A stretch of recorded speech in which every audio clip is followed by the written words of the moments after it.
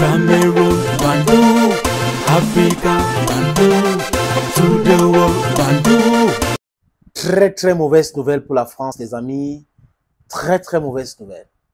Vous savez, le discours choc de Idriss Déby, le président tchadien, a vraiment choqué, désolé les amis, a vraiment choqué la France et surtout Emmanuel Macron. Ah oui. Je vous ai salué les amis. Non, désolé. Salut, bienvenue chez vous, chez moi. C'est notre plateforme, c'est votre plateforme. Ici, c'est pour dire des choses telles qu'on les voit, donc restituer les faits. Ici, c'est la vérité. Si vous voulez la bonne information, il faut venir ici. Si vous voulez la justice et la vérité, il faut venir ici. Si vous voulez venir écouter comment est-ce qu'on déconstruit les mensonges et les narratifs de l'Occident, il faut venir ici.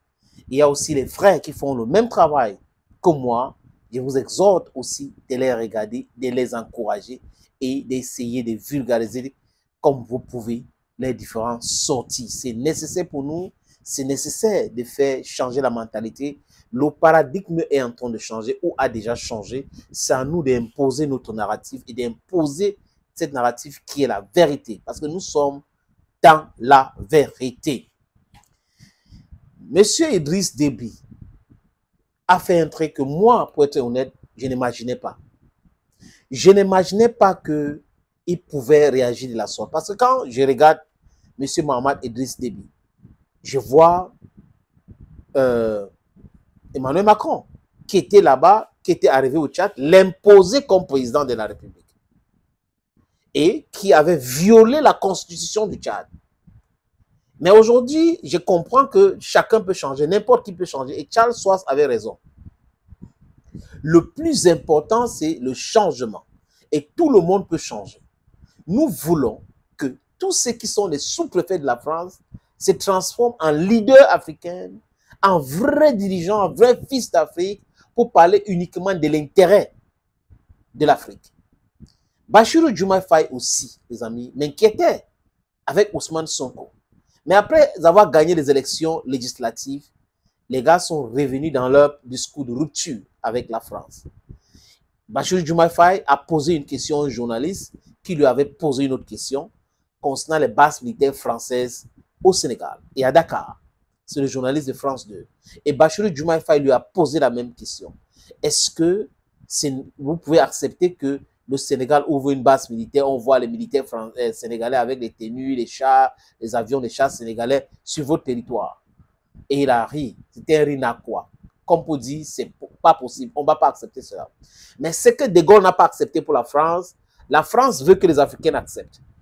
Ce que De Gaulle n'a pas accepté pour la France, certaines Françaises veulent que les Africains acceptent. Ah, nous sommes devenus leurs champs. Nous sommes devenus leurs bébés qui vont imposer tout et on va accepter. Vous avez tué M. Olympie au Togo parce qu'il a voulu sortir de France CFA. Vous avez détruit l'économie guinéenne parce que Sékou Touré vous avez dit non. Vous avez continué à créer des situations de l'insécurité, des coups d'État, des contre-coups d'État en Afrique, juste pour votre intérêt. Mais en 2024, vous n'arrivez pas à comprendre que les temps ont changé, le paradigme a changé. Et qu'il fallait réadapter votre politique. Et Emmanuel Macron, qui croit qu'il est l'homme providentiel, c'est un jupitérien, il est le plus intelligent, il est l'homme providentiel, alors qu'il n'est rien. Il est juste un être humain comme nous tous. Il a deux oreilles, il a compris très bien. Il envoie Jean-Marie Bockel. Jean-Marie Bockel qui a perdu son fils. Hein. Il faut dire que son fils était pilote dans le Sahel. Bref, ce n'est pas plus important parce que les Africains, des millions d'Africains sont morts en Europe aussi pour la première et deuxième guerre mondiale. Je ne comprends pas les souffrances, mais je dis cela pas pour parler de pitié et autres. C'est juste une information. Il arrive pour discuter avec les chefs d'État africains et les gouvernements africains par rapport à la présence de l'armée française en Afrique. Il est allé au Gabon, il est allé au Tchad, il est allé en Côte d'Ivoire, mais il n'est pas allé au Sénégal. Et il passe sur France 24, insulter le Mali, insulter le Burkina Faso, insulter le Niger, Jean-Marie Bockel, en disant que sans les forces Barkhane, donc sans la France, le Mali, le Niger, le Burkina Faso ne devrait pas exister. Ça, c'est insulter. C'est faire preuve de la naïveté politique, analytique même. C'est faire preuve de la myopie. C'est faire preuve de je ne sais pas quoi. Il est amnésique ou quoi. Qu'il oublie l'histoire même de la France avant de raconter les bêtises pareilles. On lui avait répondu à son temps, les amis, mais c'est très important de revenir à cela. Et devant le Sénat, il a dit des trucs, mais bon, que Jean-Marie Bocquet, au lieu de dire que c'est M. Ouattara qui a dit que non, vraiment, la base militaire, les bases militaires françaises en Afrique, on n'a pas de problème parce que Ouattara parfois pense qu'il est le président de l'Afrique, comme il est l'ami de la France, et on sait bien, les amis, que c'est grâce à la France qu'il est devenu président de la Côte d'Ivoire aujourd'hui, et qu'il ne veut pas partir, il veut faire 5, 10, 4, 5, 6, même 8, 10e mandat. Est-ce que ça sera possible en Côte d'Ivoire? Je ne le pense pas. Il ne dit pas que la discussion était vraiment bien avec Alassane Ouattara, mais il dit globalement, les Africains ne veulent pas que la France s'en aille avec ses bases militaires.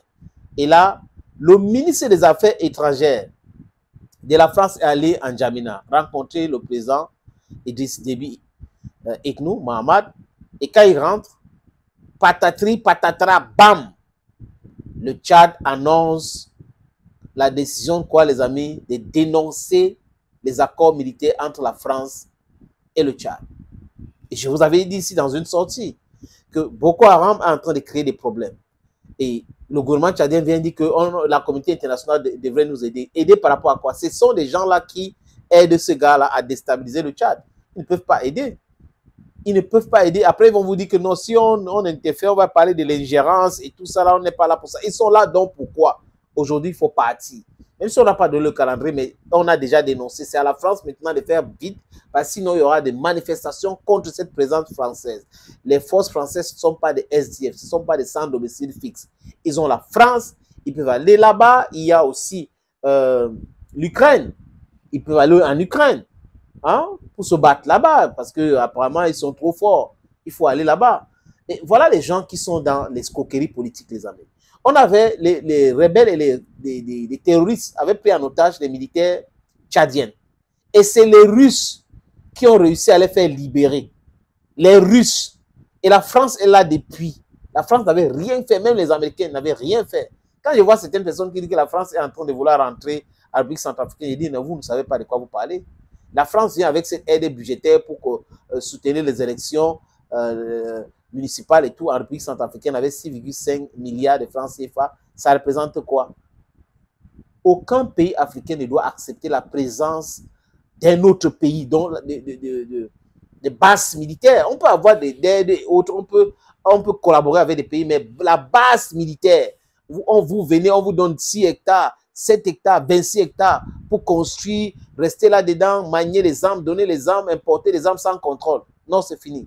Donc Emmanuel Macron est très en colère, les amis. Il est très en colère contre Mohamed Idriss Déby. Parce qu'il parle de trahison. Trahison par rapport à quoi? Mohamed Idriss Déby parle de son pays.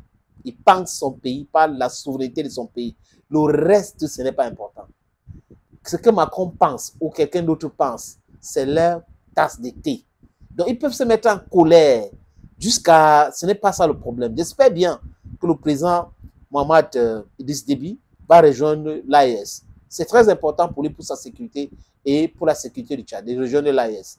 Et d'avoir des multiples partenariats avec n'importe qui. C'est le plus important. Pas l'histoire où la France va vous dicter, c'est avec ça, je ne veux pas que vous travaillez avec tel ou tel. Vous allez... Et l'idée que Mohamed Kakadebe était allé... quand il était allé en Russie, là, ça avait vraiment vexé Emmanuel Macron. Et là, il commence à comprendre. Mais vous savez, c'est souvent très gênant de penser que, en tant qu'Africains, on n'a pas tout notre cerveau en place pour pouvoir réfléchir pour nous-mêmes. Il faut qu'on attende quelqu'un pour nous dire ce qu'on doit faire. Non, ce n'est pas vrai. Si tu as mal en tant qu'Africain sur le bras, tu dois savoir. Et quand tu sais, tu dois te plaindre. Et quand tu te plains, la France et ses amis doivent arrêter de dire que c'est la Russie. J'en ai terminé, les amis. Je suis l'homme le plus noir de la terre, the darkest guy on earth. Thank you and bye-bye.